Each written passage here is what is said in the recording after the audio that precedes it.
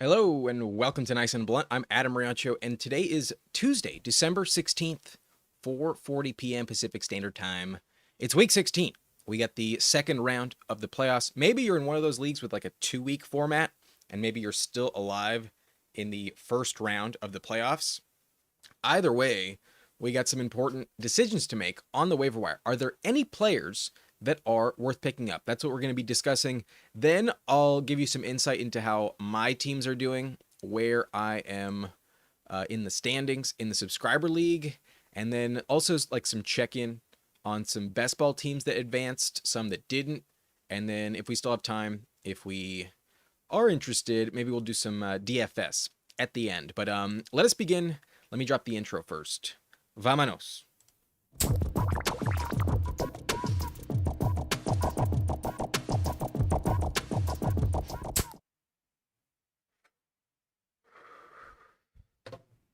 All right, there we go.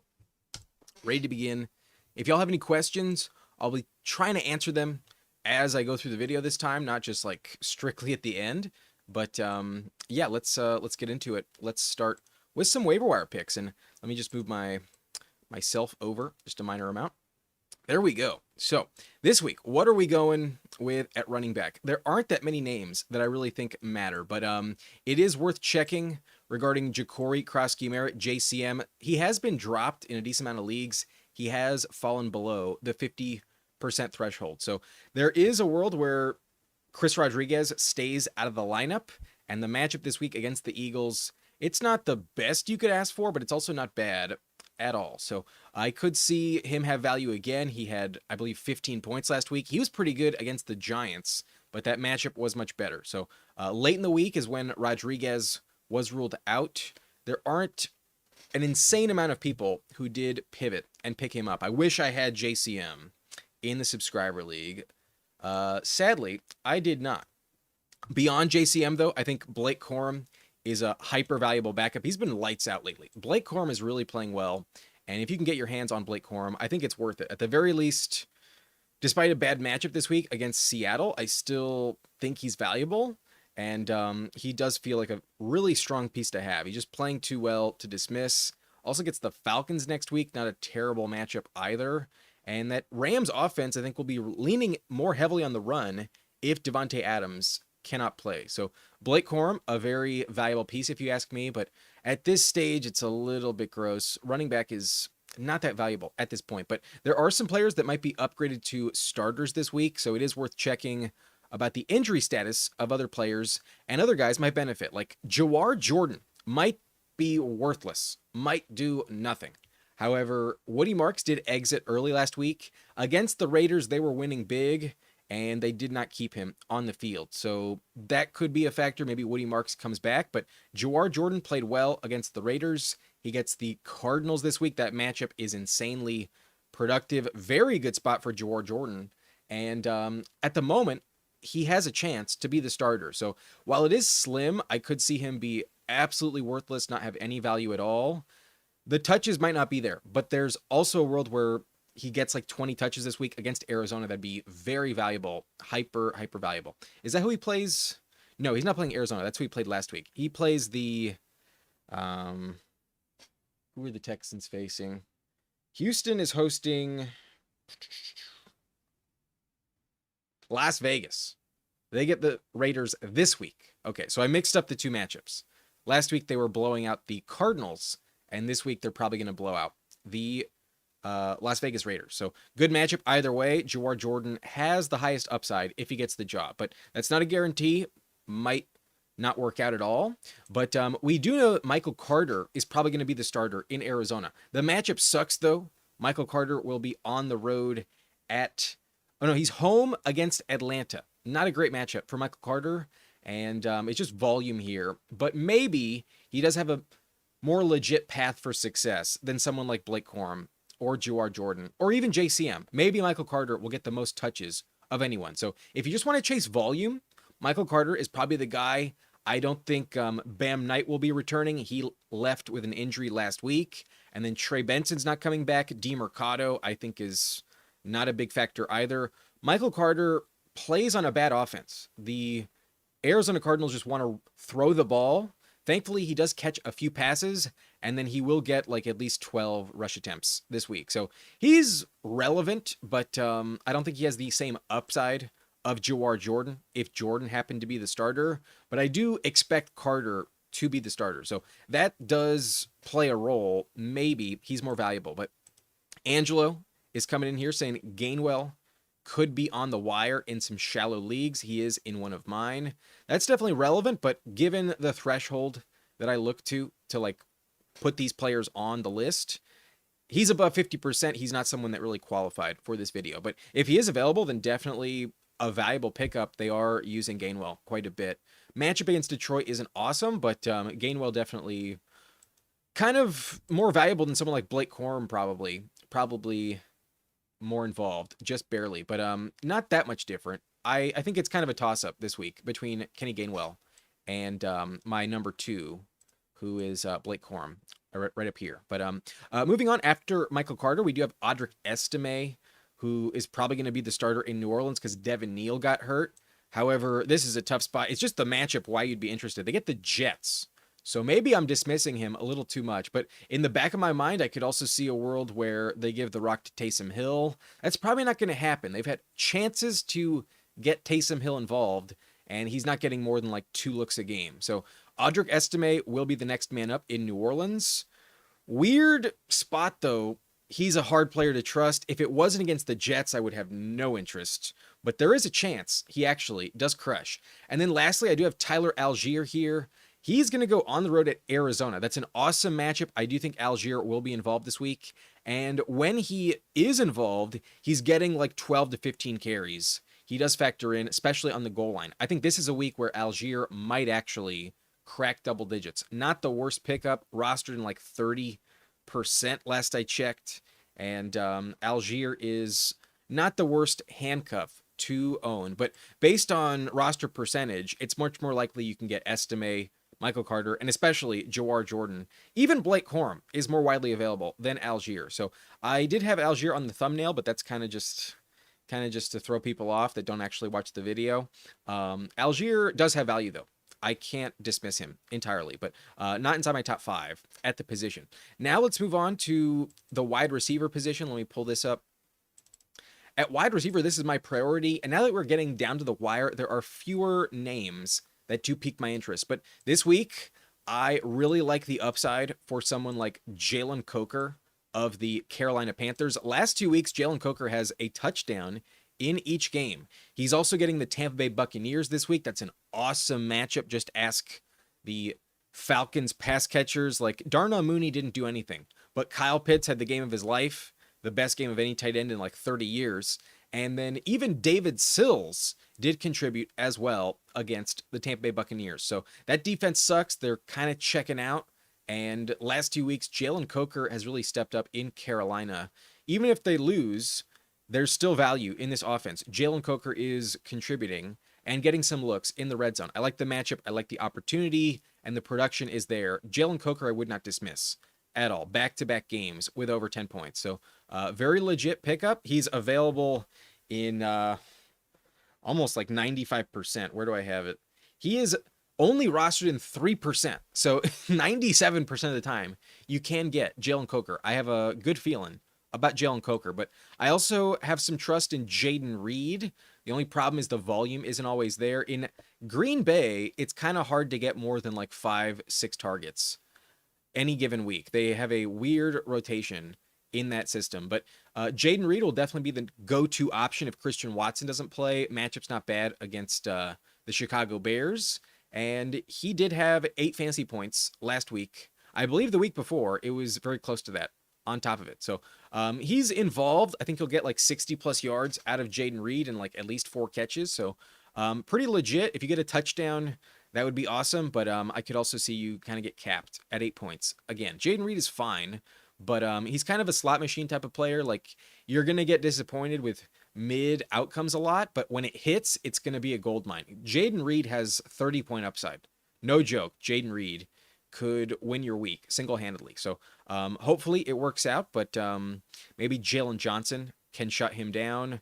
The matchup's kind of difficult if he gets a specific corner draped all over him. But Jaden Reed does have value. If Christian Watson not going to play, he'll probably crack my top 30 this week. So a good option, maybe more valuable than Coker, but at the moment, a little more risky in my opinion. And then Luther Burden is very relevant in Chicago. He's getting more looks, totally valuable. And we saw DJ Moore crush last week. It could pivot in favor of Burden, but Rome Odunze probably returns this week. He sat out the last 2 games with a foot injury, and maybe that is the only reason why Burden is playing well. But Burden has more than just 2 games of a decent track record. He is contributing consistently. Down the field, he also gets like a lot of air yards. His average yards per catch is like 15 plus, if I'm not mistaken. So Luther Burden, definitely a valuable piece, but a little risky. All these receivers are kind of tough to trust. You can't pretend like you have supreme confidence in anyone, but a valuable offense against the Packers. That could be a back and forth high scoring game. Game is in Chicago, so maybe Caleb plays well.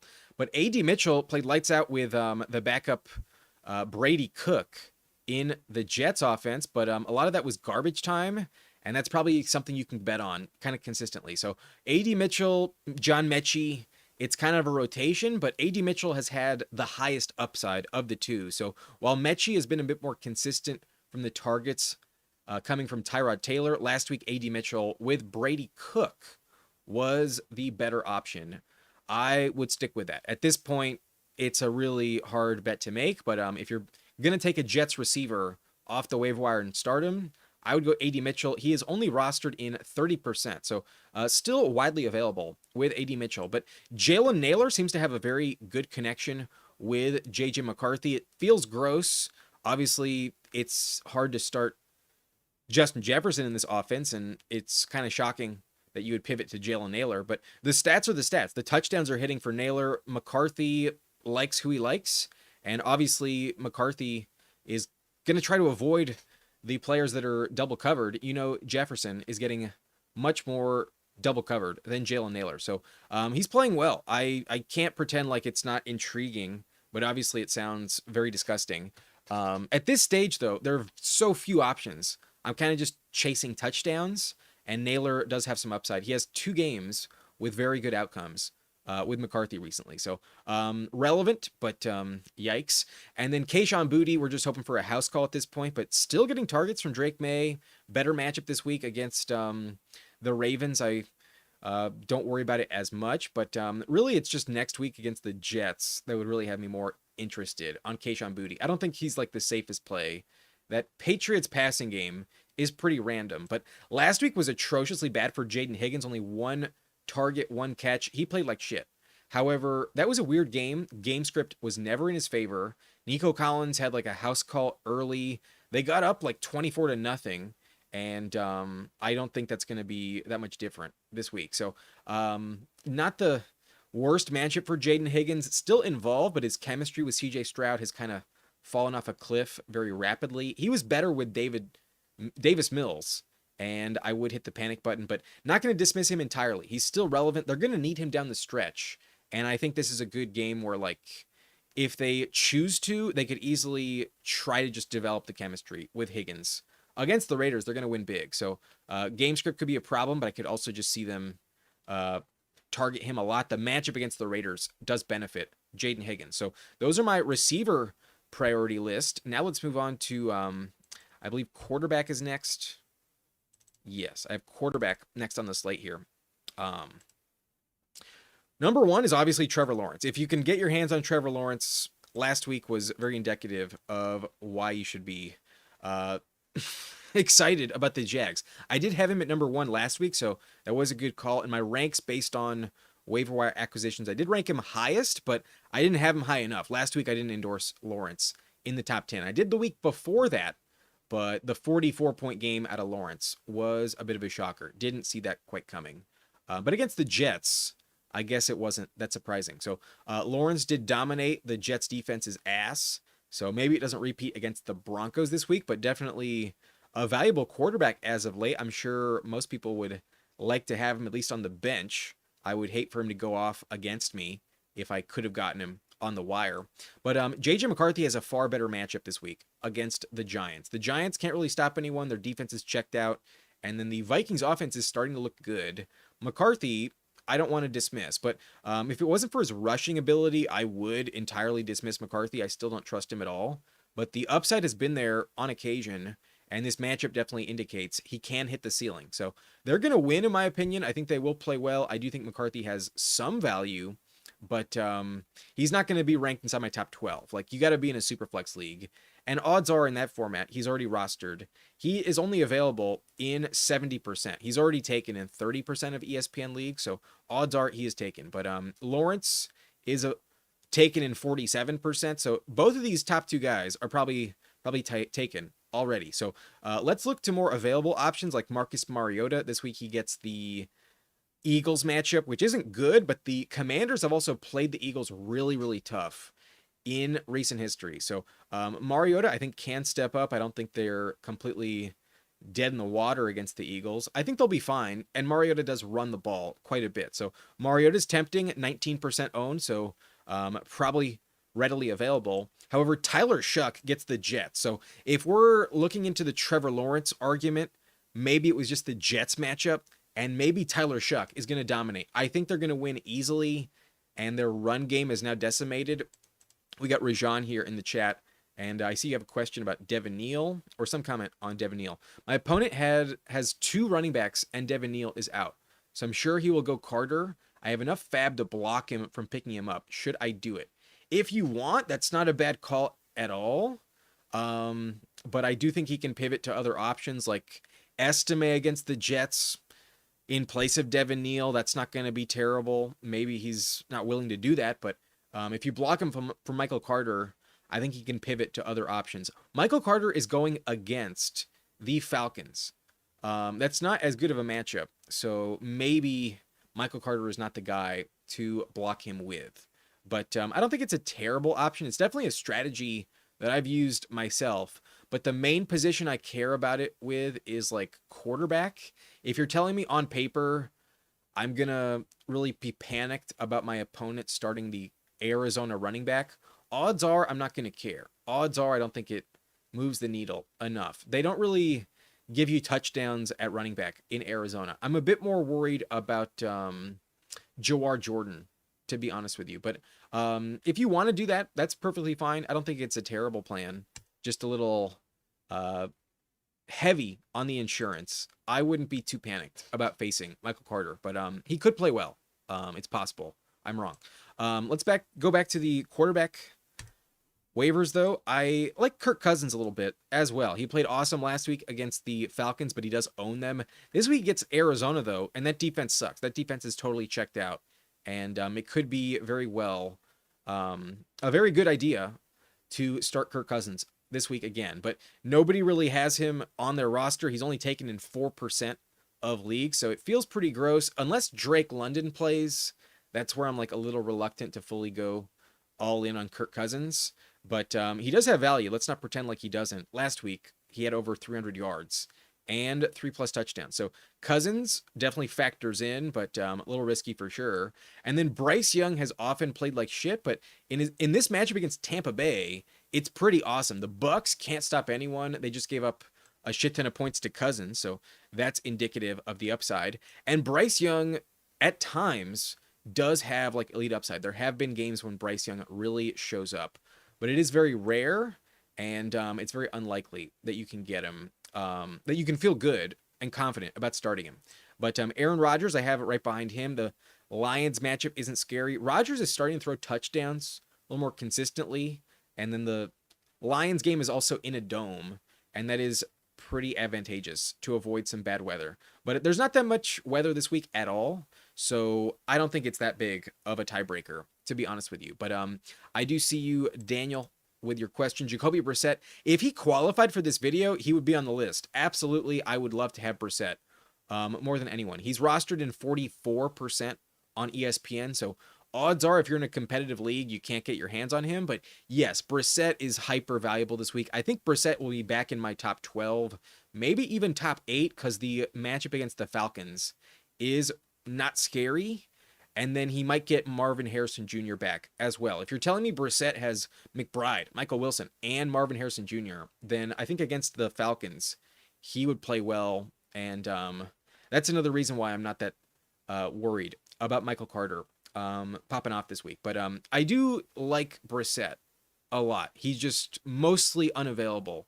But just like Trevor Lawrence, it's hard to get your hands on Brissett. But I guess he's rostered less than Trevor Lawrence. I guess I just forgot to put him in. But Jay Hanks has any interest in DeMercado? Not much. I mean, like, he's definitely someone I thought about, but if I'm going to be taking an Arizona Cardinal running back this week, give me Michael Carter. I think Carter's more valuable. Like, DeMercado last week had only 1 carry for 1 yard. He did have 2 receptions, but for 0 yards. Meanwhile, Michael Carter had 14 carries, 56 yards, another 4 catches for 38 receiving yards. So he had almost 100 yards in the game and 4 catches. Meanwhile, DeMercado only had 3 touches for 1 yard. Like, why would you talk yourself into DeMercado when you look at those stats? Like, maybe the Cardinals might be just random about it, but I wouldn't bet on it. Not for sure. Not at all. And then Aaron asking about Stroud. Is Stroud, like, available in enough leagues? He's rostered at 52%. So, yeah, he's kind of right there on the bubble. Like, I do like Stroud a lot against the Raiders this week. I don't like him at all against the Chargers. But this week against Las Vegas should be pretty valuable. So, yeah, it's just a question of, like, is he available? But he's too high on the list in terms of rostered players for him to qualify for this video. That's the only reason. Rajan says, I got Brock Purdy and Sam Darnold, but we have T-Law and Herbert available on the wire. Should I make a move for either of them, or Purdy should be fine? I mean, Purdy is definitely my play among those 4, but can you drop Sam Darnold and just stash Trevor Lawrence? I think I would. I think Herbert could have a good game this week against Dallas. That's a great matchup. I don't think Darnold is worth rostering, to be honest, because he gets the Rams this week. They've had his number. And then next week he gets the Panthers. They also have a good defense. Not a good matchup for quarterback. So I would leave Darnold on the wire. I think Darnold is more of a landmine for somebody else to play. Whereas Trevor Lawrence this week against the Broncos, not ideal. But then the week after that, I think his matchup is good next week. He gets the Colts after that. That's a good spot for Lawrence. So, yeah, I think what I would do is drop Darnold and pick up T-Law.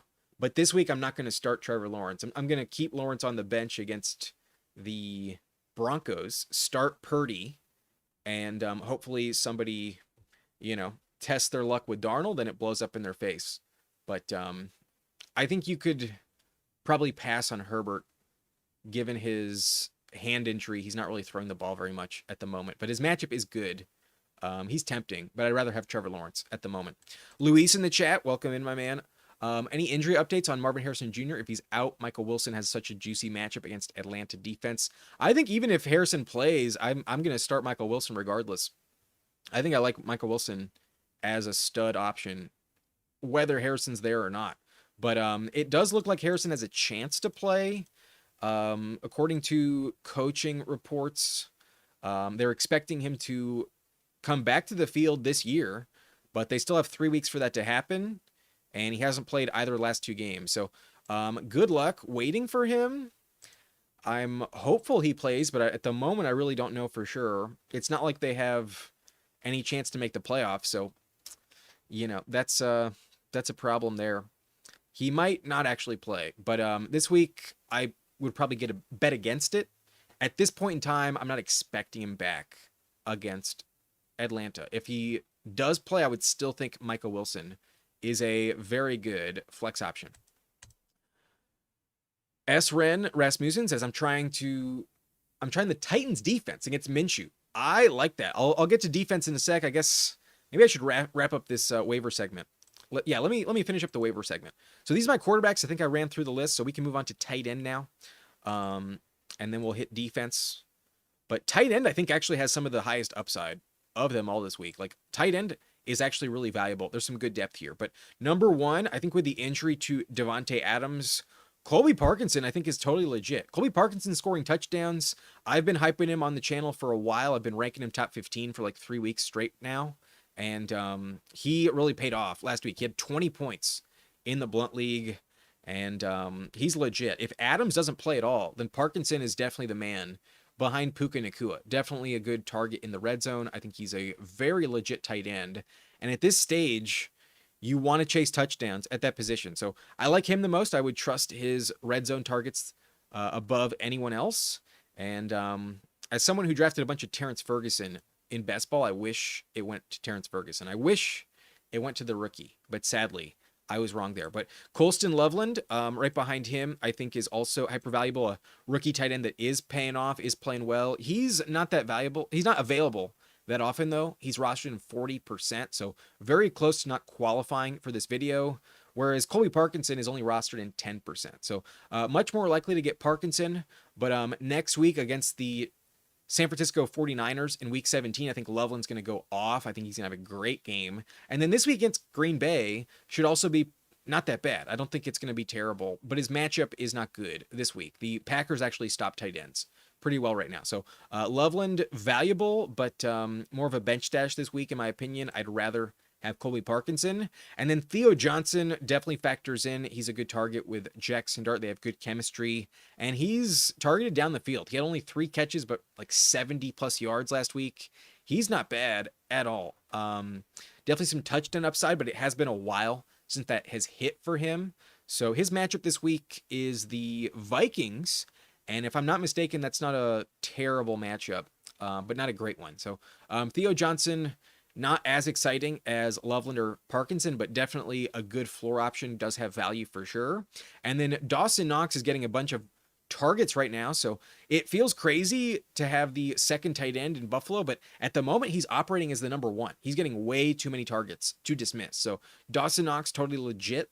Very valuable pickup. And then Darren Waller, if Tua plays, I'm interested. But if Tua is out, then I would avoid that entirely. I wouldn't want to bet on Zach Wilson or Quinn Ewers. I would be worried. And there's a chance that Tua does get benched. So not a guarantee. If Tua is active, though, I think he'd be a lot more valuable against Cincinnati. That has been an awesome matchup. So Waller's very tempting. But we'll see about the quarterback situation. That is putting it up in the air. Brenton Strange, I think, has a great matchup this week against the Colts, but has been fading a little bit for Jacoby Myers in that offense. So that's a bummer. But still like his matchup, and that Jags offense has a lot of upside right now. That is tempting. Not going to dismiss Brenton Strange entirely, but in Tennessee, it's odd because this tight end actually I think would be really valuable if it was just one in the Titans offense. But last week, both him, Gunnar Helm, and Chigo Okonkwo played very well. So I have them tied as the number 7 on the list. Gunnar Helm and Chigo Okonkwo. The target volume is slightly favoring Okonkwo, but the touchdown looks are favoring Gunnar Helm, and then Gunnar Helm looks more explosive when he gets the ball. So I want to trust my eyes. I like Gunnar Helm more. Nobody rosters Gunnar Helm, though. I've mentioned him on the channel many times last month, and he's still only rostered 1%. So I understand it feels gross to pick him up, but in Tennessee, I think in terms of pass catchers, you would rather have a tight end than a receiver, and their offense is starting to play well. Like Tony Pollard's contributing. They're going to get a matchup against the Chiefs this week, who probably check out and try and get a better draft pick. I think the Titans play well this week, and I like Gunnar Helm and Okonkwo a decent amount, but it is just so hard to like actually hit the button. Like to really make the waiver claim with like the plan of picking him up and starting him. I understand it feels gross, but Luke Musgrave did contribute a bit more last week. His matchup against Chicago, I think, is decent as well. So we could see some production here. With the injury to Christian Watson, Musgrave becomes more valuable in this offense. So those are my tight end priorities. Let me go back to the chat before we move on to defense. And Rajan says, sweet, thanks. Good luck, man. Good luck with your Trevor Lawrence pickup. I would be dropping Darnold there. But Thinking says, I hate T-Law. I scored 188. Third highest in our league. My opponent scored 193. Second highest in our league. Average this year has been around 130. Damn. That's a bummer, man. I'm going to show you my...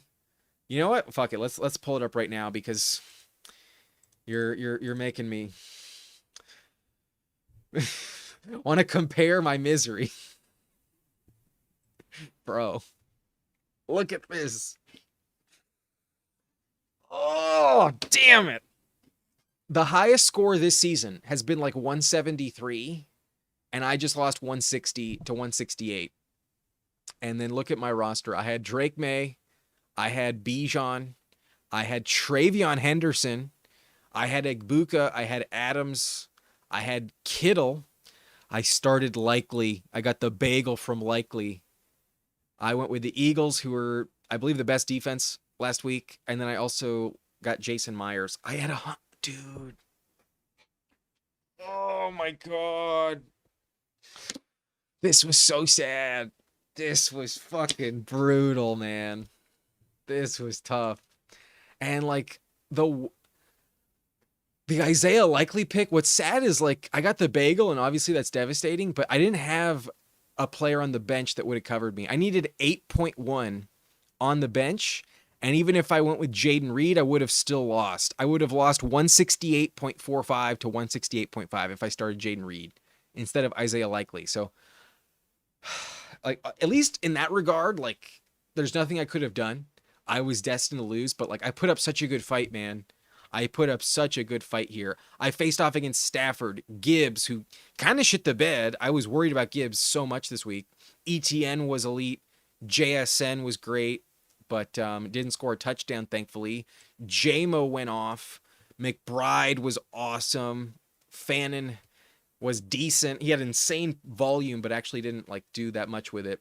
I lucked out with the Niners giving him a bagel, and then Kaimi Fairbairn also had like a very decent game. So, dude, this was tough. Oh, this was sad. Getting a bagel from Likely was just so disappointing. I feel you, man. It's a tough game. Sometimes it just doesn't go in our favor. It's a fun game though. It's just how it goes. Sometimes it's just not destined to happen. There's always next year.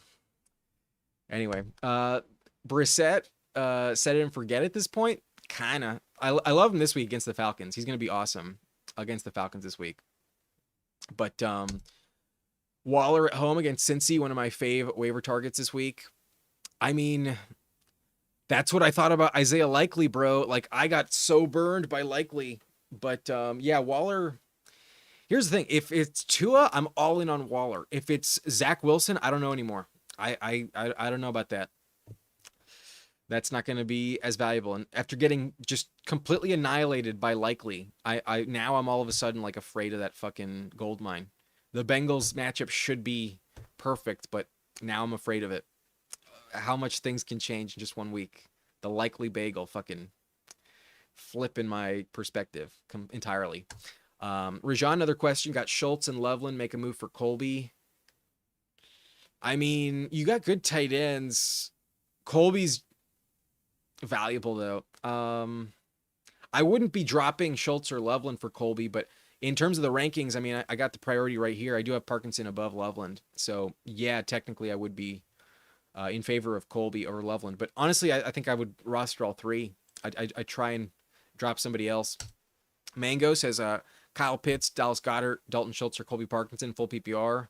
Most are on the wire in my league. Wow. Pitts and Goddard on the wire. That's insane. Schultz I can kind of understand. Parkinson I totally understand, but damn.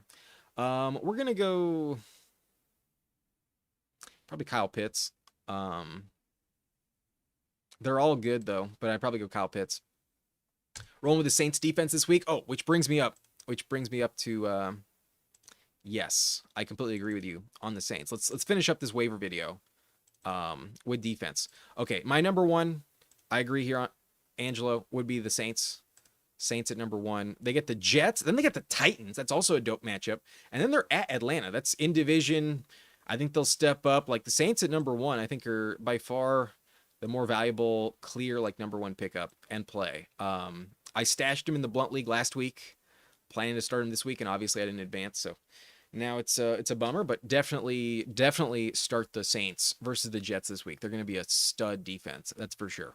Even start them at the Titans the week after as well. But next I get the Chargers, who don't have a good schedule.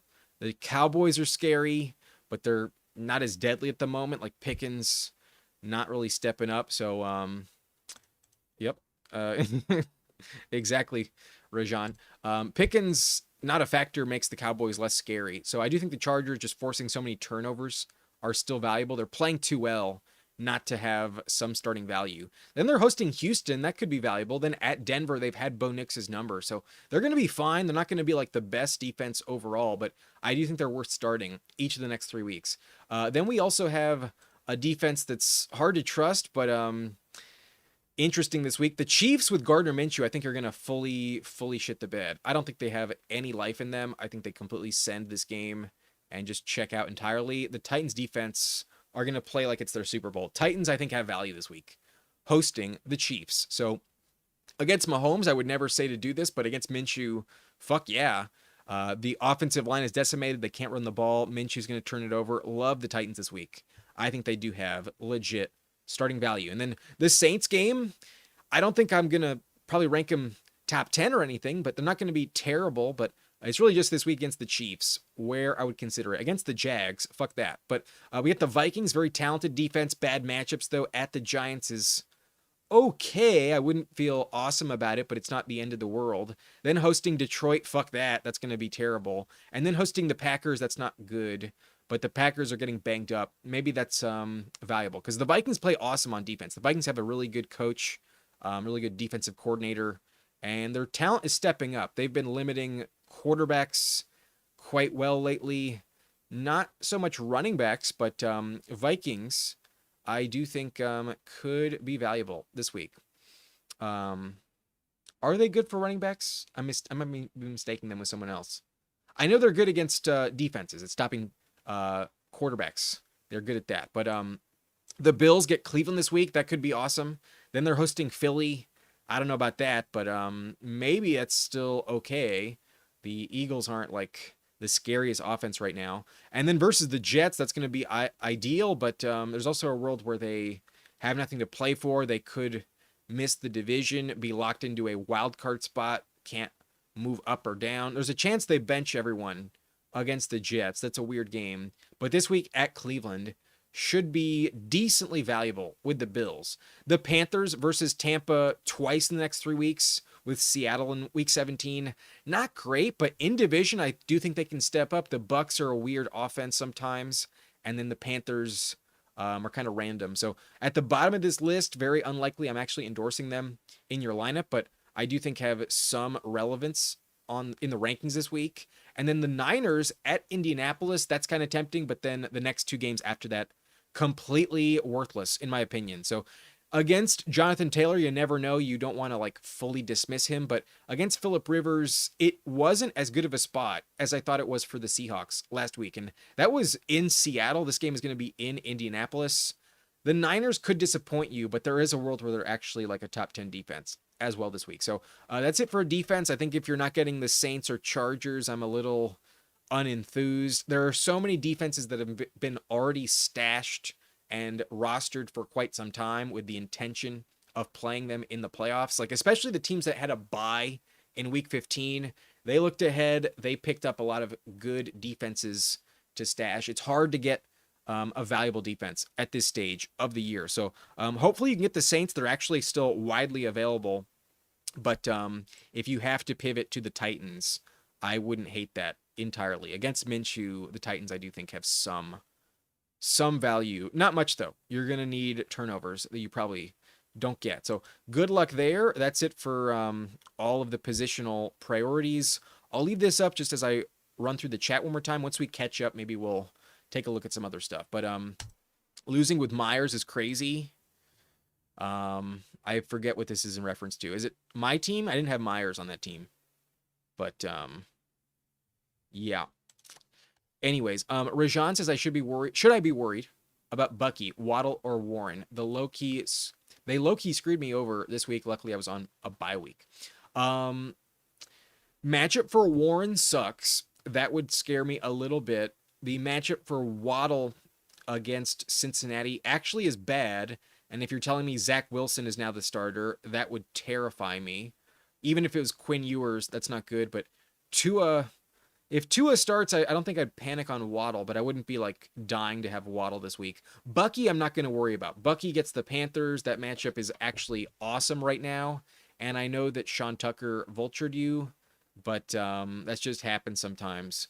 I would not panic on Bucky. I think you still have to start Bucky, but Waddle I think is more of a flex play that you can bench depending on your depth. I wouldn't hate it at all, especially if it's a backup quarterback. I'd be very worried about him. And then Warren, he's a flex play in general, never like an elite locked in starter. And the matchup says he's not going to have a good game against Detroit. That's a tough spot. So I'd be a bit worried, not going to lie, not ideal with any of them. But Bucky, I think he'll be fine. Bucky is the most confident of the three. Luis says, thanks for all your advice, sir. Really appreciate it. I play in 2 leagues and I made the playoffs in both of them, except I got booted in one, but I advanced in the other. Good luck, man. A Monday Night Miracle. Love to see it, man. Fantasy is a tough game. I think making the playoffs is like a legitimate proof that you have skill, whereas advancing to the championship involves a lot more luck. Like, really, you're going to tell me that like everyone was super confident that Kyle Pitts was going to smash last week, or Trevor Lawrence would be the best quarterback? Like, there's a lot of factors that are just like really random. And like, yes, I'm not dismissing skill in the playoffs either. Like, that's definitely a big factor, but just making the playoffs, I think, is like really the big accomplishment. And then the rest of that, I kind of just leave up to fate. But ideally, you want to win. So good to hear that you advanced in one.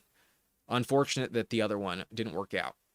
But thanks for watching, man. Appreciate you. Thanks for being a member of the Blunt Rotation as well. Angelo, I don't trust Hampton, plus Harvey is questionable. I understand. Hampton's a bit tough to trust, not playing elite. The matchup against the Chiefs last week, though, was kind of tough. They can't stop running back well.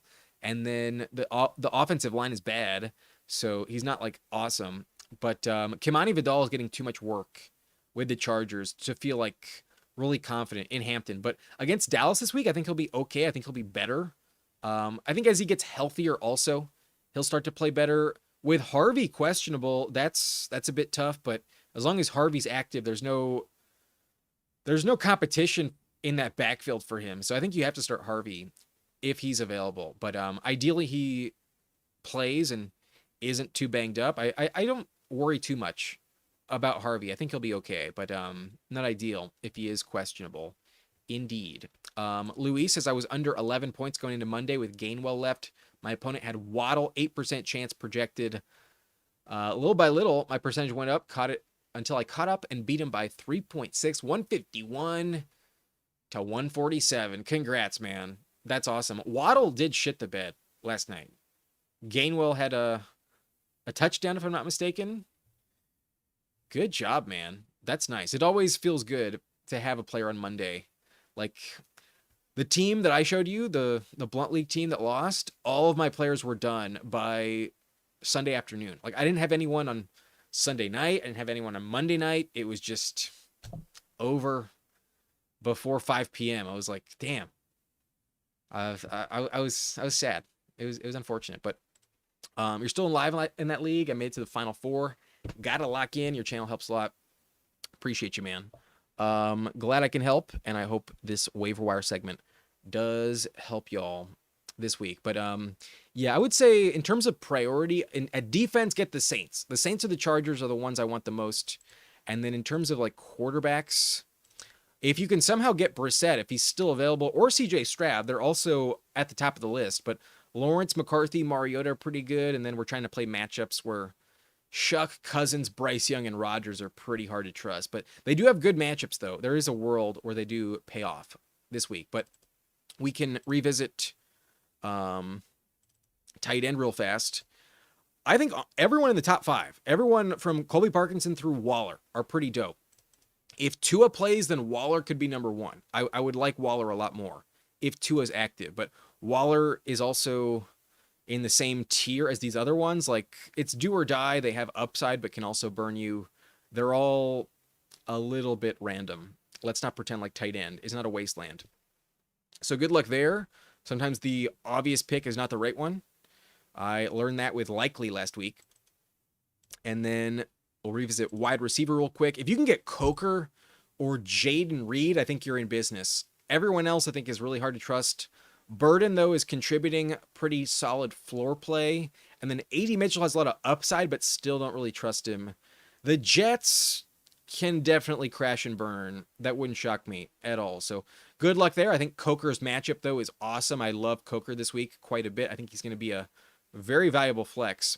And then we will lastly revisit running back real quick. And then I'll move on to a different topic. But with running back, it's hard to get good value. If you still can acquire JCM, go for it. But maybe Rodriguez comes back and poses a problem. Corum is playing too well to ignore, so Blake Corum definitely valuable.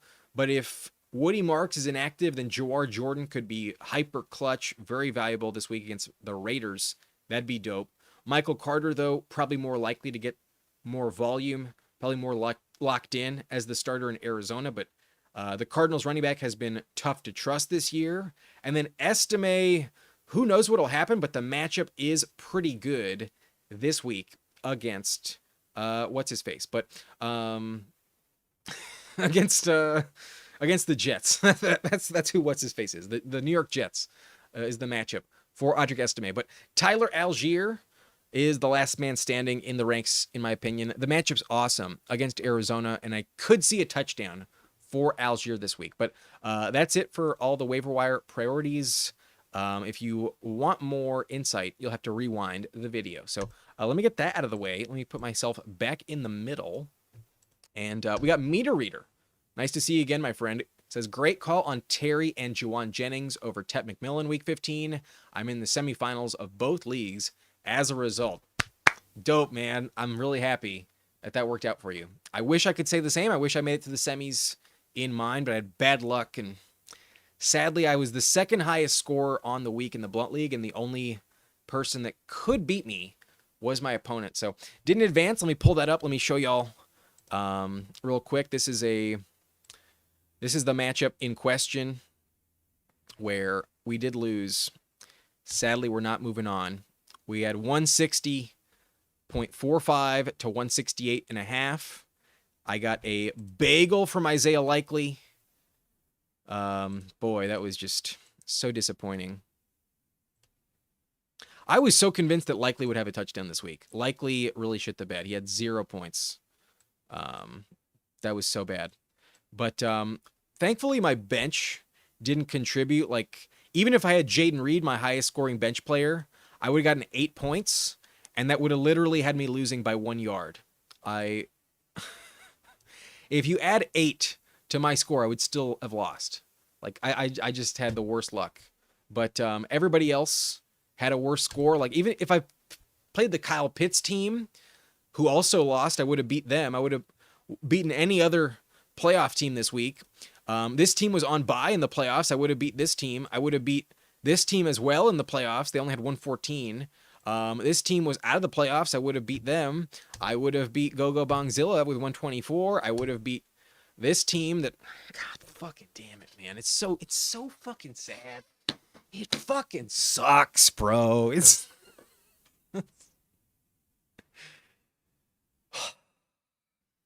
I'm going to be right back. I'm just going to close my window real fast.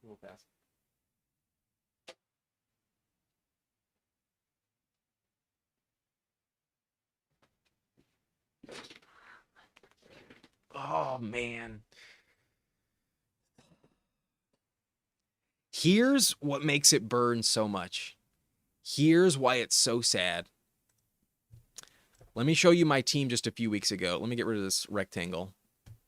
Okay, so this is week 16, the lineup. We're going to go back to week 12. I think it's week 12. This is when I made the league losing mistake. Week 12, I had Jacoby Myers on the team. Week 12, Jacoby Myers is on my bench. Here, let me bring back the rectangle just to isolate it. Jacoby Myers is on my bench. What did I do with Jacoby Myers? I drafted Jacoby Myers for $7. Okay? I drafted him. He's been on my team this entire time. I dropped Jacoby Myers and in week 12. At the end of week 12. Which wasn't a smart choice. Like, he actually had a good game in week 12. Like, I really don't know what the fuck I was thinking.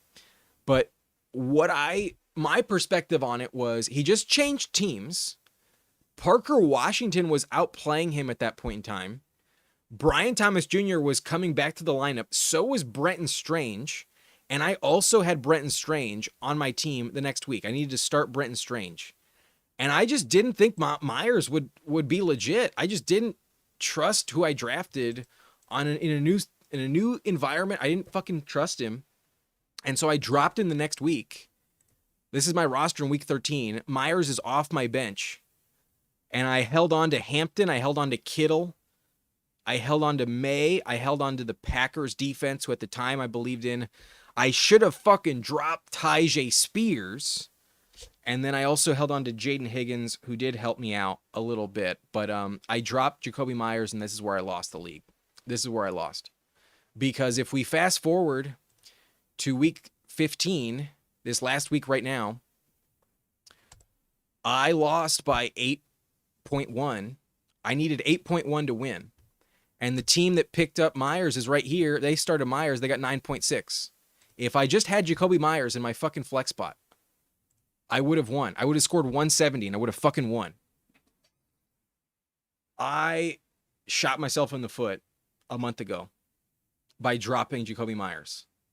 This is what kept me up on Sunday night. I was so fucking mad about this. I honestly don't really care about the bagel from Likely. I don't blame myself for trying. But to drop Jacoby Myers and to know how well he's played since I dropped him, that is where I'm devastated. Because I drafted the perfect team. Every single player I have on this team, other than the kicker, is who I drafted, except Isaiah Likely. And I didn't feel good about Hampton this week. I didn't feel good about Jaden Higgins this week. I hated the matchup. That was a good call. Hampton had 7 points, just like he did in week 1. So that wouldn't have worked out. I was right to bench Hampton. I was right to bench Jaden Higgins. Jaden Reed was right there, but I was still right to bench him. I was stashing the Saints defense. I was hoping that maybe Achane wouldn't play and Jalen Wright would have the job. If that was the case, I would have totally started Jalen Wright over Likely. But I went into Sunday, and that Bengals matchup just was a gold mine all year, and the well ran dry, man. Going back to that well and getting a fucking bagel was devastating. That was really unfortunate. What was crazy about it, too, is like they didn't even use Andrews in that game. Like the Bengals matchup is just so good for tight ends, and if Andrews had a lights out game and Likely didn't have any targets, I'd be like, okay, I was dumb to do that. But they didn't use Andrews almost at all, and then Likely just had no targets. It made no sense, man. It fucking sad. Really, really sad. The other team I have, I'll pull it up for you as well. Let me revisit the sadness. But this team, I faced Kyle Pitts in this one. Once you go against Kyle Pitts, you're like, okay, this is probably not going to work out. The team I was facing had Stafford, Achane, Javonte Williams, JSN. Keenan, I was actually excited to face because Keenan's not playing too hot right now. They also had Kyle Pitts, but, that put me behind the 8 ball. And then they had Diggs, Romeo Doubs, the Cowboys defense shit the bed, and then Jason Myers. I actually had a chance, if not for Kyle Pitts, but my roster had a couple bad plays. We had Drake May. That's fine. 20 points against the Bills. That's decent. We had RJ Harvey fumble. Also get minorly banged up, but RJ Harvey just didn't play very well at all. Only 65 yards on 19 touches. So Harvey kind of disappointing. Judkins played terribly. Judkins was awful. That one was a bit of a shocker. So with Judkins, I didn't deserve to win, but CeeDee Lamb kept me alive. Jaden Reed was okay. I had McBride to counter Kyle Pitts. I actually held my own because of McBride. And then we got the bagel out of Isaiah Likely. We got Theo Johnson with 10 points. We got the Jags with 11. Brandon Aubrey of 14.6. And I didn't have any player on the bench that would have moved the needle. So I deserved to lose in this one. This one doesn't sting. This one, my team had been shaky all year. I squeaked up to 9 wins. I had a shot at the bye last week, but I wasn't able to get the win. And I got the worst spot as well. Second matchup where I'm facing like the best possible score. I guess there was one team that did better, but yeah, tough spot. I just didn't have it this year on this team. That's how it goes. So this one was much more devastating. The Blunt League I care much more about, and to lose by 8 points with a score of 160. damn, just didn't work out. But we had Travion, we had Bijan, we had the Eagles defense, we had Jason Myers, we had George Kittle, we had Drake May, we had 6 players drop almost 20 plus points, and it still wasn't enough. Big bummer. Very sad. Very sad outcome. But anyways, let me get back to your comments now that I'm done wallowing in my sadness. We got Rajan coming in with would you start Jawar, Carter, or Estimate over Jalen Warren? I can pick up any of these guys from the waiver wire. Yeah, all 3 are widely available. The thing about Jawar is, like, he may not have any touches at all. If Woody Marks isn't banged up, then Jawar is not worth it. But I might do that.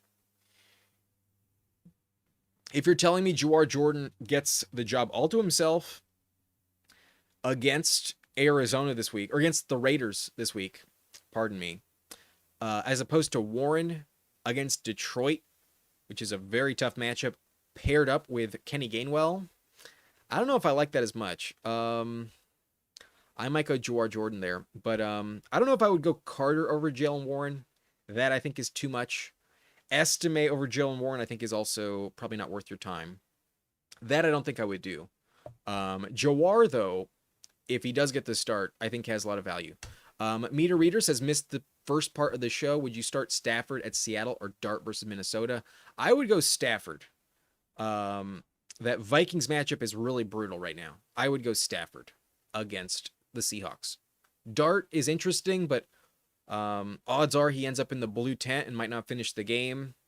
That does scare me with Jackson Dart, but the matchup I think is more concerning. Even if he finishes the game, I don't think he'll be better than Stafford. But if Adams doesn't play, I could understand benching Stafford for Dart. Dart's still valuable. Let's not pretend he's not. So at the moment, I'm leaning Stafford, but without Adams, I might change my opinion. Check back in on Thursday.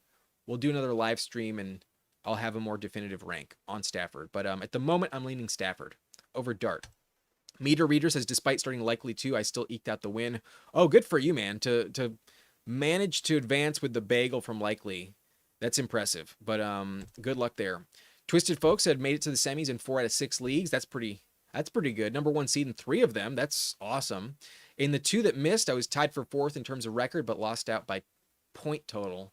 Likely burned me too. I feel for you. Thank you, man. It made so much sense. I wasn't the only one. I saw a few other creators that were really hyping likely. The process made sense. It just didn't execute. It didn't work out. Big bummer. Sad. Meter Reader says half point PPR tight end question. We got Ferguson, Colby Parkinson, or Loveland. Have Ferg currently. Ferguson gets the Chargers, not a great spot. Parkinson gets Seattle, that is a good spot. And then Loveland gets the Packers, which is like an average to bad spot. I think Parkinson is my favorite this week, but to bench Jake Ferguson feels odd. But if you're telling me Adams doesn't play, I like the matchup a lot more for Parkinson. I think I might go Parkinson there. Close call. All 3 I wouldn't drop. I would want to roster all 3, but in terms of matchup strictly, I think I'm going to go Colby Parkinson over Jake Ferguson. But it's very close. It's like they're going to be within 1 or 2 spots of each other, maximum like 3 or 4. Similar tier, definitely. But David, yo, welcome. Thank you very much for the super chat. Would you start Kyle Pitts or Waller in week 16? Very, very good question. Okay, so it's all going to come down to Tua's health status. If Tua does not play, I'm not going to put my faith in Zach Wilson or Quinn Ewers. We've never seen Quinn Ewers play. Zach Wilson has been terrible in his career. And I know that Waller is like lights out in that system and Mike McDaniel is getting the job done, but like, are you really going to put your faith in Zach Wilson? So for that reason, I'm going to go Kyle Pitts. The Drake London status is hard to trust. Oh, that's another reason why this team lost. Just a quick I did have London on IR on this team. Once London was out, I was like, okay, this team is going to lose.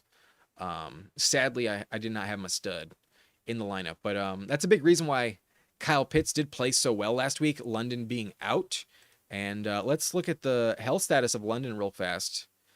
This was posted yesterday. Falcons head coach Raheem Morris said Monday that he's very hopeful London will return to the lineup for Sunday's matchup against the Cardinals. London has missed 4 consecutive games due to a PCL sprain. He has not practiced in that span, so that's going to be the deciding factor. If he starts practicing this week, London might come back, and that would definitely cap the upside with Kyle Pitts. So, yeah, let's hold off on like locking in one player at the moment, but right now I'm leaning Kyle Pitts for sure. I would say there's going to be more targets for Kyle Pitts. The matchup is also pretty good against Arizona as well. Like, let me pull this up for you.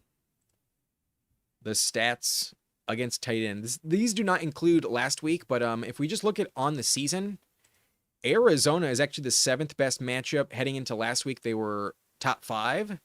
And the average stat line this year for tight end rooms facing Arizona is just shy of 6 catches per game for about 62 yards per game over 61. And then they've also allowed 4 touchdowns in the last 4 games. And on the season, 7 touchdowns total. So I would say Kyle Pitts has another awesome matchup this week. I know the Bengals is the best matchup you could find. But it didn't work out last week for Andrews or Likely. And if you're telling me Zach Wilson's the starter, I would not feel safe with that investment. So I'm going to say Kyle Pitts here. I'm going to prefer Kyle Pitts over Darren Waller. Good luck, man. Thank you for the super chat. I appreciate it. And best of luck to you this week with, I assume, Kyle Pitts as the better play. But I would like to pull up my advancing teams. Here we go. So this is my portfolio. This is a website called BBMDB. Let me just rep it real quick. Here we go. BMDB in the top left corner. This is the website. And very useful tool to track your advance rates on Underdog. So this is my ratio. We had 63 teams that advanced to the semifinals. I drafted just shy of like 300. I believe I had 289 on the season, and then 63 of them advanced. That was about 19% out of the main territory. So the advance rate was expected to be 14% entering the week. I advanced 17%, so I did a bit better than expected. 11 teams are still alive out of 63. So that may sound low, but that's just kind of the name of the game. It's very low odds for you to advance most of the time. Odds are like once you make it to the playoffs, oftentimes like only a 10% chance of advancing. So these are the teams. We'll go through each one and try and find them in my like exposures, and we'll show you what they look like, how they were able to squeak it out. But here we go. So in the puppy, I had 9 teams, only one of them advanced. Let's take a look at that. Over here, we can pull up that tournament. But actually, no, I'll just do it over here. So let me scroll down to the puppy, where we had our 9 teams. My second best team ended up in 4th place. So number 1, I'm grateful, did advance. Had 162 points. This team had Jared Goff and Caleb Williams, Travion Henderson, Kyron Williams, and RJ Harvey. We also have Derrick Henry, so pretty fragile in terms of running backs on this team. Also has Amon-Ra, DJ Moore, Michael Wilson. Oh, dope. It's good to have Michael Wilson at this stage of the game. Darnell Mooney on this team. Brandon Ayuk, that's a bagel. Keon Coleman, that's irrelevant. Quentin Johnston hopefully gets healthy next week, but that's not a guarantee. So very shallow depth at receiver on this team as well. This team is going to have to thread the needle, but a good trio to have with Amon-Ra, DJ Moore, and Michael Wilson. At tight end, we have Freiermuth, Hunter Henry, and David Njoku, so that doesn't give me confidence. This team, I wouldn't feel too good going into next week. So let's hope for the best, but I'm not sure about that. And then in the little board too, so this was drafted before the NFL draft back in like March and April. This team had 8 in the semis. We had 3 advanced. That's a pretty good ratio. Let's take a look at those teams in the little board 2. So that's going to be pre-draft. Here we go.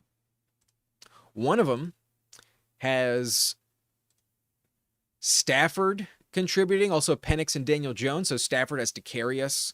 We have James Cook, Travion Henderson, and Devon Achane. That's pretty good.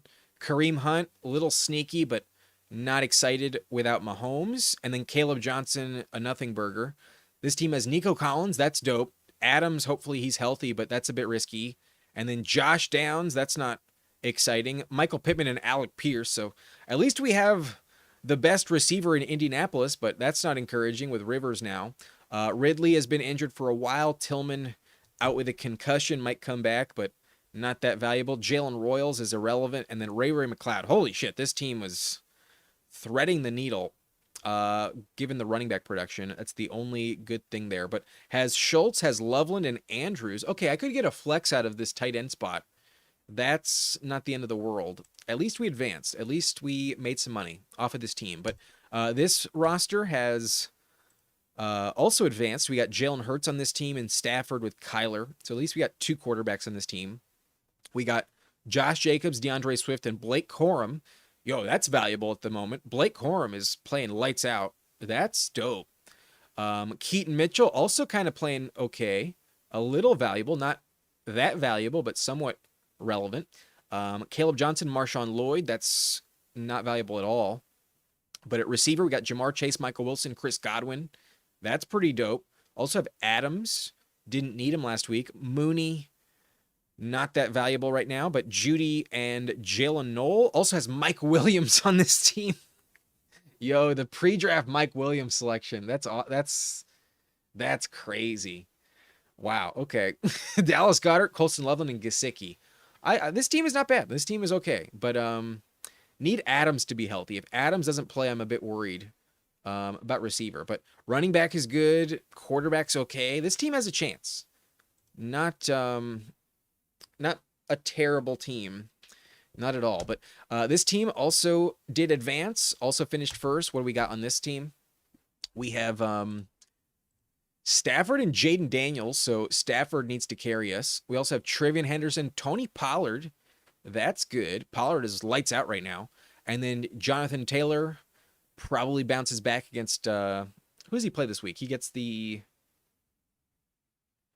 Niners. Not a bad matchup this week for Taylor on Monday night. But Bigsby, that's irrelevant. Tajay, probably irrelevant. Marshawn Lloyd, complete bagel from him.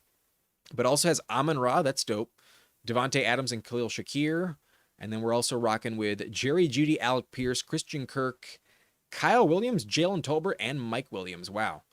Okay, I drafted Kyle Williams on this team. He has done very little, though, this season. Also have Ben Sennett. Wow, Ben Sennett actually gave us points this week. That's insane. Yo. Who does Ben Sennett play this week? The Eagles, not a good matchup. And then the Cowboys next week. Probably not going to get shit from Sennett. But have him. That's fun. So those are my teams in the little board. And then I have another 3 in the Pomeranian. We have 5 teams and 3 of them advanced in the Pomeranian. Let's check out the Pomeranian as well. Where is that?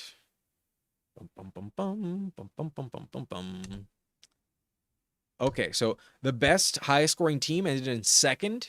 And this is a tournament where you can advance in second. So that's dope. That's awesome. Glad I entered this tournament. We had advanced with Stroud. We also have Drake May and Tua. At least they're all healthy, but Tua might get benched. I'm happy to have Stroud and May, though. That's pretty good entering this week. Travion Henderson, he's playing lights out. That's dope.